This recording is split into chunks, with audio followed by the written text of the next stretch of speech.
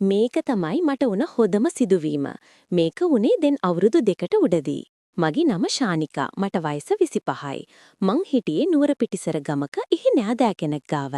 මාව යාලට තියාගන්න එක දිගටම කරදරයක් නිසා මං රස්සාවකට ඉන්ටර්විව් එකකින් කතා කරලා ගාල්ලට ආවා. ඒ ඇවිල්ලා ආයේ ගමට යන්න ආවා.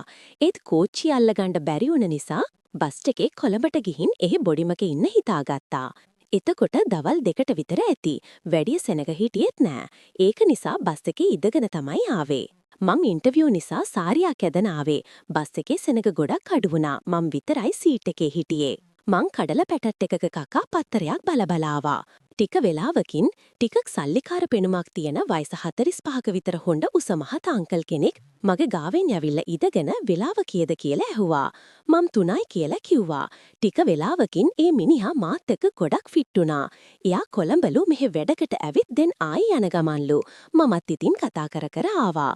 කොළඹින් බහිද්දී 6ට විතර ඇති. හොඳටම වැස්ස. කුඩයකින් යන්නත් අමාරුයි. අර මිනිස්සෙට කුඩයකුත් නෑ. ඉතින් යා තෙමන නිසා මම කිව්වා මගේ කුඩේ යටට එන්න කියලා. එකෙන් වුණේ දෙන්නම හොඳටම තෙමුණ එක. මගේ සාරිය තෙමිලා වතුර බේරෙනවයි වගේම හොඳටම සීතලයි. පැරක් එකහමාරක් විතර. ඔය අතරෙදි තමයි මට මතක් වුණේ මගේ බෑග් එක බස් එකේ දාලා කියලා. මගේ ඇදුනුයි සල්ලි සහතිකයි ඔක්කොම ඒකේ. මං ගොඩක් බය වුණා. මට කරගන්න දෙයක් නැති වුණා. අංකලුයි මායි මහ වැස්සෙම බස් එක හෙව්වත් හම්බ වුණේ නෑ. පස්සේ අංකල් ඇහුවා මං යන්නේ කොහමද කියලා. මට එවෙලේ දිගන්න උත්තරයක්වත් නෑ. පස්සේ අංකල් කිව්වා දුවට ප්‍රශ්නයක් නැත්තම් අපි ගෙදර හෙට උදේ වෙනකම් ඉන්න කියලා. මට ටිකක් බයත් හිතුණා. ඒත් මේ වෙලාවේ මට කරගන්න දෙයක් නැති නිසා මං හා කිව්වා. එහි යද්දී රෑ 4 පහු වෙලා. එහි අවුරුදු 18ක විතර නංගි කෙනෙක් හිටියා ඒ අංකල්ගේ දුවා. එයා ගොඩක් ලස්සනයි. වයසට වඩා හොඳට ඇඟ හැදිලා නිසා මට පොඩි ආසාවකුත් ආවා. මොකද මගේ සයිස් එකම තමයි යාට තිබ්නේ.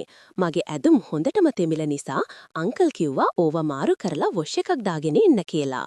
මං වොෂ් එකක් දාගෙන ආවා. ඒත් මට අදින්න ඇඳුම්වත් නැති නිසා ඒ නංගිගේ නයිටියක් ඇදගත්තා. හැබැයි ඒක ගොඩක් කොටයි. ඒ වගේම මගේ යට ඇඳුම් තෙමිල නිසා මං නයිටිය විතරයි ඇදලා හිටියෙත්. පස්සේ අපි රෑට කාලා මහන්සි නිසා නංගිගේ කාමරේම මට නිදාගන්න කිව්වා.